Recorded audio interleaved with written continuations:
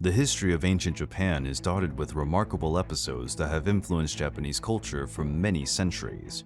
The Mongol invasion of Japan was one of the most important in the country, immortalized by the epic battles and bravery of the samurai warriors against a much larger and better equipped enemy army. The Mongol invasion of Japan was a military campaign led by the Mongol Empire in the late 13th century. The Mongol forces led by the famous military leader Kublai Khan had expansionist ambitions in Asia, and Japan was a strategic target. The invasion had two attempted landings by Mongol forces on the Japanese coast in 1274 and 1281. At the time, the Mongols had already conquered half of China and Korea, annexing these territories to the massive empire. The Mongol Emperor Kublai Khan, grandson of Genghis Khan and founder of China's Yuan dynasty, wanted to include Japan in his empire. He may have wanted to conquer Japan because of his territorial resources, as the country had a reputation for being rich in gold. Another theory indicates that Kublai wanted to suppress trade between Japan and the great enemy in southern China, the Southern Song dynasty. Initially, Kublai tried a diplomatic approach, sending a letter to Japan in 1268, expressing a desire to promote friendly relations with the Kamakura shogunate, but demanding that a tribute be paid to the Mongol court, threatening a military invasion if the terms were refused. Other letters and Chinese ambassadors were sent by 1274, but all were blatantly ignored by the Japanese. This angered Kublai, who decided to carry out his threats. On November 19, 1274, the Mongol fleet sailed through the East China Sea and reached the Japanese coast. The first invasion occurred that year, when a naval force of about 900 ships and 33,000 men was sent by the Mongol Empire to land on the island of Kyushu, southern Japan. The Mongol force was led by Argun, an experienced general who hoped to conquer Japan quickly. The Japanese, who had never faced such a large and organized foreign army, were ill-prepared for the invasion, but they managed to mobilize a defense force that included samurai and common soldiers, led by the samurai Takezaki Suenaga. The defenders positioned themselves on the beach of Hakata Bay and waited for the Mongol troops to arrive. The Battle of Bunei, also known as the First Battle of Hakata Bay, was the first confrontation of the Mongol invasion of Japan. Initially, the Japanese met the invaders with a barrage of arrows, but Mongol war tactics and their numerical superiority quickly took effect. The Mongol used effective cavalry and mounted archery tactics against the Japanese infantry. The samurai were well-trained warriors, but lacked the experience to take on the Mongols in battle. The Japanese were also at a disadvantage when it came to weapons and equipment. The Japanese swords and armor of that time were inadequate to face the long-range weapons of the Mongols. The short bows of the Mongol soldiers had greater reach, and the arrows were poisoned, making even glancing blows fatal to the Japanese. The Mongols also had explosive projectiles that they learned to make from the Chinese. Gunpowder was unknown in Japan, and the projectiles exploded in the air, causing fire and smoke. This sight will have surely haunted the Japanese warriors, terrifying the horses that went berserk on the battlefield.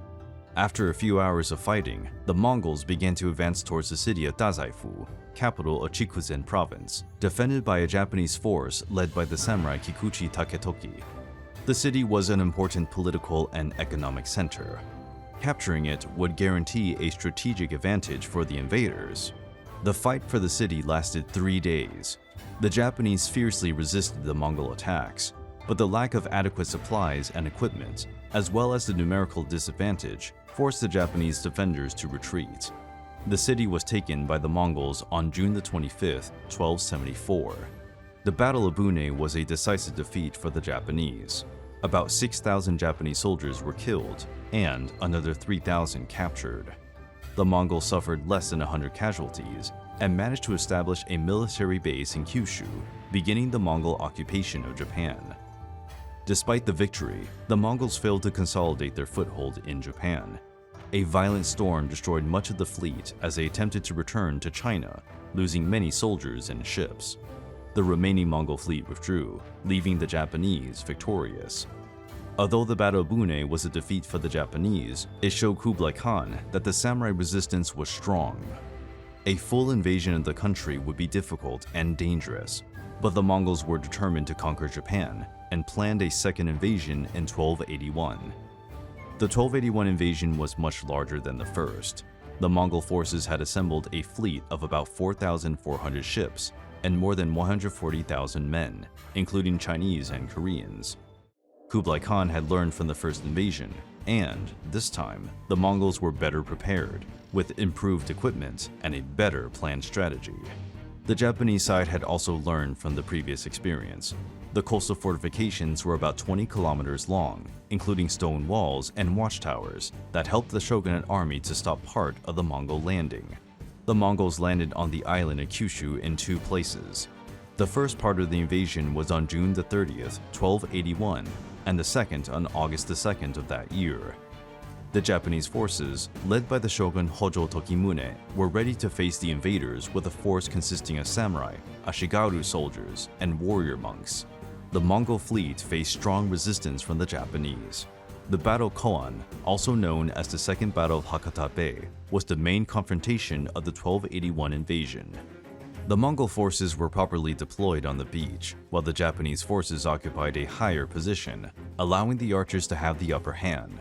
But the numerical superiority and warfare tactics of cavalry and mounted archery of the Mongols were still a significant threat. The battle lasted about 2 months and was one of the largest naval confrontations in history.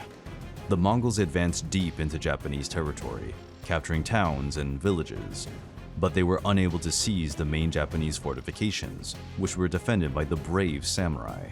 Still, the Mongol forces remained ruthless, living up to the terrible reputation of the warrior people of the steppes.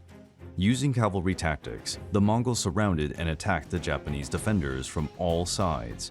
When all seemed lost for the Japanese, an unexpected turn of events took place. The Mongols were defeated in an event known as the Kamikaze, or Divine Wind. On August 15, 1281, a violent and unpredictable storm hit the Japanese coast, destroying much of the Mongol fleet and killing many soldiers. The remaining fleet was forced to retreat, again allowing the Japanese to win. Many Japanese of that time looked upon this storm as a supernatural episode, a blessing from the kami, the gods of Japan, in aid of their people. The Japanese resistance and the destructive typhoon fractured the Mongol invasion. The Mongol forces retreated with heavy casualties, and many soldiers made prisoners. The botched invasion was a turning point for Japan, which was able to resist a second foreign incursion and protect its independence. Even the strong Mongol Empire was destabilized by the impact of the defeat caused by the inhabitants of an isolated island. Kublai Khan hoped that the conquest of Japan would strengthen its position as leader of Asia and give him access to important resources and trade.